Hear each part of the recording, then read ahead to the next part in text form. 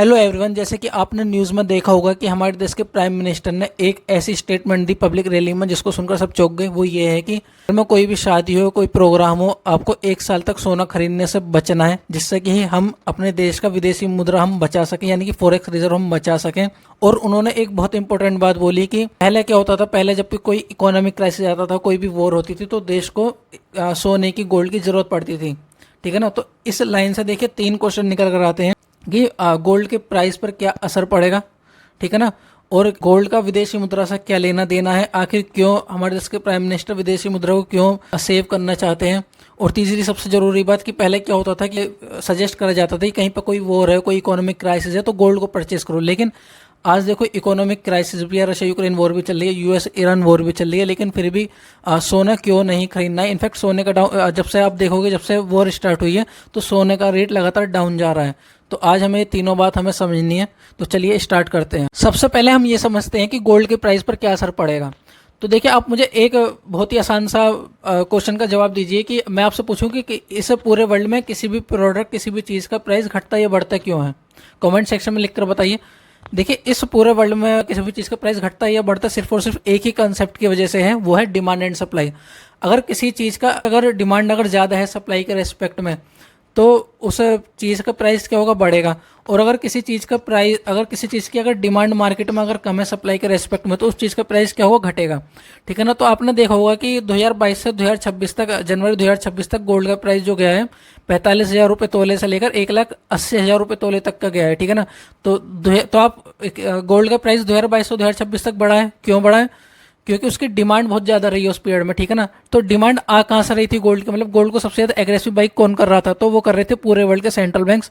आप अपनी स्क्रीन पर आप देख सकते हो कि 2021 तक सेंट्रल बैंक्स ने जैसे 463 टन सोना खरीदा था 2021 में, 2020 में 255 टन सोना खरीदा था।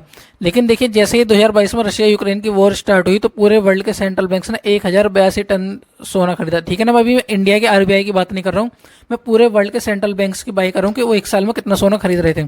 जैसे ही रशिया यूक्रेन वॉर स्टार्ट हुई तो देखिए कितना इंक्रीज आया सोना खरीदने में।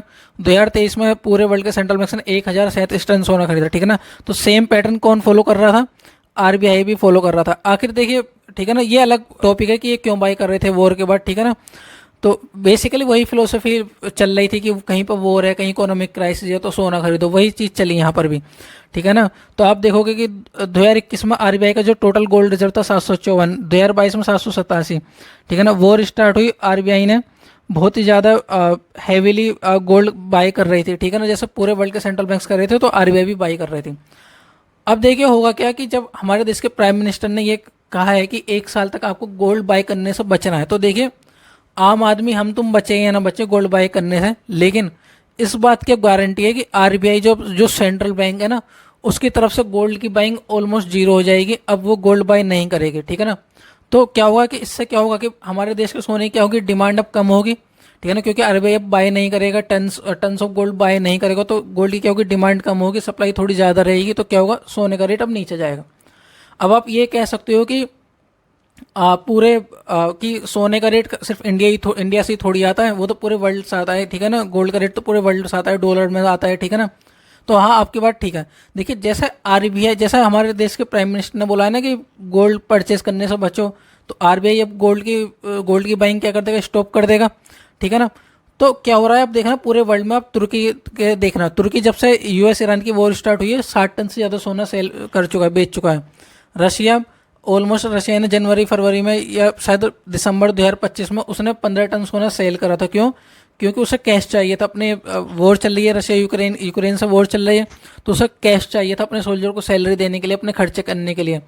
और आप देखोगे कि पोलैंड भी प्लान बना रहा है अपने गोल्ड को बेचने का। मतलब कि क्या हो रहा है कि जो सेंट्रल बैंक्स पहले गोल्ड को बाय कर रहे थे, जिनकी वजह से गोल्ड का रेट आसमान छू रहा था, ऊपर जा रहा था, अब उन्हीं सेंट्रल बैंक्स की तरफ से डिमांड ऑलमोस्ट जीरो हो चुकी है। और इनफैक्ट कुछ देशों के सेंट्रल बैंक जैसे कि तुर्की, रशिया और पोलैंड, ये सब सेंट्रल बैंक्स क्या कर रहे हैं, गोल्ड को बेच रहे हैं। तो जिस वजह से क्या हो रहा है कि डिमांड भी कम हो रही है, सप्लाई ज़्यादा आ रही है, जिस वजह से गोल्ड का रेट आप देखोगे नीचे जा रहा है। लेकिन अब देखिए बात ये आती है कि वॉर चल रही है, ठीक है ना, जंग चल रही है, इकोनॉमिक क्राइसिस है, लेकिन ऐसा क्यों हो रहा है कि पूरे वर्ल्ड के सेंट्रल बैंक्स को गोल्ड बेचना पड़ रहा है। ठीक है ना। स्पेशली आप देखोगे तुर्की ने जब से वॉर स्टार्ट हुई है ना 28 फरवरी 2026 से, जब से वॉर स्टार्ट हुई है, उन्होंने वॉर के 1 महीने के अंदर अंदर 60 टन सोना उन्होंने बेचा था, ठीक है ना। हमारे देश के प्राइम मिनिस्टर भी कह रहे हैं कि गोल्ड को बाय करना अवॉइड करो। तो ऐसा क्यों? तो देखिए, इसका एक बहुत ही सिंपल सा इकोनॉमिक आंसर है, वो ये है कि जैसा वॉर स्टार्ट हुई तो पूरे वर्ल्ड से, जैसे इंडिया से क्या हुआ, FII जो है, फॉरेन इन्वेस्टर्स जो है, उन्होंने शेयर मार्केट में शेयर बेचने चालू करे, ठीक है ना। तो वो जो कई हज़ारों करोड़ रुपए के शेयर जो बेच रहे थे, अब रुपए को उन्होंने डॉलर में कन्वर्ट करना था, ठीक है ना। तो जब वो रुपए से डॉलर में कन्वर्ट कर रहे थे तो क्या हो रहा था, डॉलर की डिमांड ज़्यादा, रुपए की डिमांड कम, मतलब कि क्या, डॉलर की डिमांड ज़्यादा हुई तो क्या अब डॉलर की वैल्यू बढ़ेगी, ठीक है ना। तो ऐसा हुआ भी, आप देखोगे डॉलर का रेट जो 90 था आज 95 पर ट्रेड कर रहा है, 95 पर ट्रेड कर रहा है। तो ऐसे क्या हुआ, पूरे वर्ल्ड की करेंसी क्या हुई, डॉलर के रिस्पेक्ट में डिप्रेशिएट हुई, डॉलर पूरे वर्ल्ड में स्ट्रांग हुआ। देखिए बेसिकली अब हो क्या रहा है कि वोट से पहले जैसे $1 90 का था और क्रूड ऑयल का जो प्राइस था वो $60 पर बैरल था। तो देखिए एक बैरल इस सिनेरियो में हमारा कितने रुपए में आ रहा था, 5400 रुपीज़ में आ रहा था, ठीक है ना। अब जैसे ही वॉर स्टार्ट हुई क्या हुआ, इंडिया से क्या हुआ, शेयर मार्केट में से क्या करा, FII ने बेचना चालू करा, ठीक है ना। उनके पास रुपए है, उन रुपए को उन्हें डॉलर में कन्वर्ट करना था। तो क्या हुआ, डॉलर की डिमांड ज़्यादा हुई, जिस वजह से क्या हुआ, रुपए डिप्रेशिएट हुआ। तो क्या हुआ, रुपए डिप्रेशिएट होकर कहाँ पर पहुँच गया, 95 प्लस पर हो गया। और हुआ क्या, सप्लाई क्रूड ऑयल की सप्लाई कम हुई वॉर की वजह से, स्टेट ऑफ हॉर्मज में वॉर होने की वजह से क्या हुआ, सप्लाई कम हुई।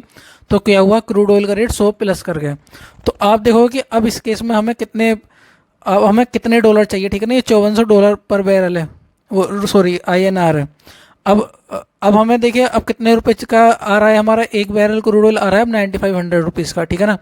तो बेसिकली आप ये देखिए, अब हमारी करेंसी भी डिप्रेशिएट हो चुकी है वॉर होने के बाद, और क्रूड ऑयल का रेट भी हमारा बढ़ चुका है, ठीक है ना, $40। पहले जो क्रूड ऑयल हमारा $60 का आ रहा था, अब उतना ही क्रूड ऑयल $100 का आ रहा है। अब हमें $40 मोर चाहिए। और देखिए करेंसी डिप्रेशिएट हुई है तो इसके वजह से हमें डॉलर अब हमें और ज़्यादा चाहिए, ठीक है ना, क्योंकि करेंसी भी डिप्रेशिएट हो गई।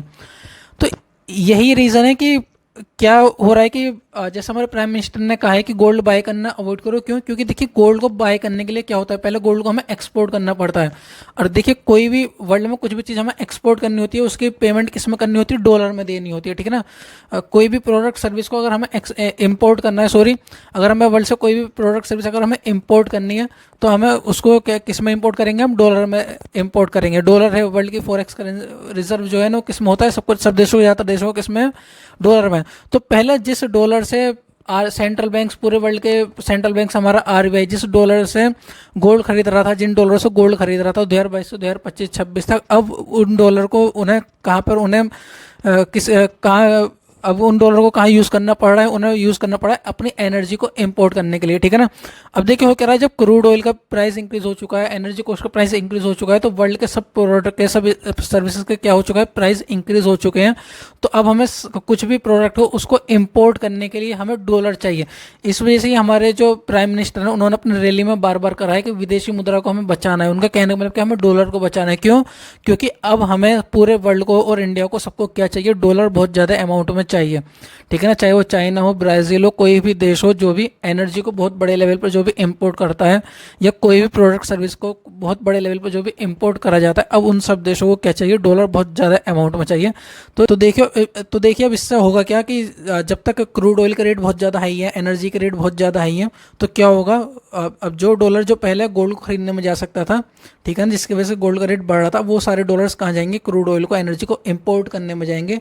तो जब तक क्रूड ऑयल का, एनर्जी के रेट जब तक हाई रहेंगे, गोल्ड पर प्रेशर बना रहेगा, गोल्ड का प्राइस या तो साइडवेज मूव करेगा या फिर नीचे डाउनवर्ड जाएगा, बियरिश रहेगा, ठीक है ना। एक बार जैसे ही क्रूड ऑयल के, एनर्जी के रेट जैसे ही नॉर्मल होंगे, उसके बाद क्या होगा, जो पहले सेंट्रल बैंक जो गोल्ड को जो बाई कर रहे थे वो दोबारा अपनी बाइंग स्टार्ट करेंगे, ठीक है ना। तो क्योंकि उन्हें डॉलराइजेशन, उनको डॉलर पर अपनी डिपेंडेंसी खत्म करनी है, तो उसके बाद गोल्ड का प्राइस इंक्रीज होना स्टार्ट होगा। तो अगर आपको इन्वेस्ट करना है तो अभी आप थोड़ा वेट करिए, ठीक है ना। तो वेट करिए जब तक एनर्जी के रेट हाई है, जब तक गोल्ड में प्रेशर बना रहेगा। तो आई होप आपको मेरी वीडियो पसंद आई हो। वीडियो पसंद आई है तो लाइक करिए, चैनल को सब्सक्राइब करिए और अपने दोस्तों के साथ शेयर करिए।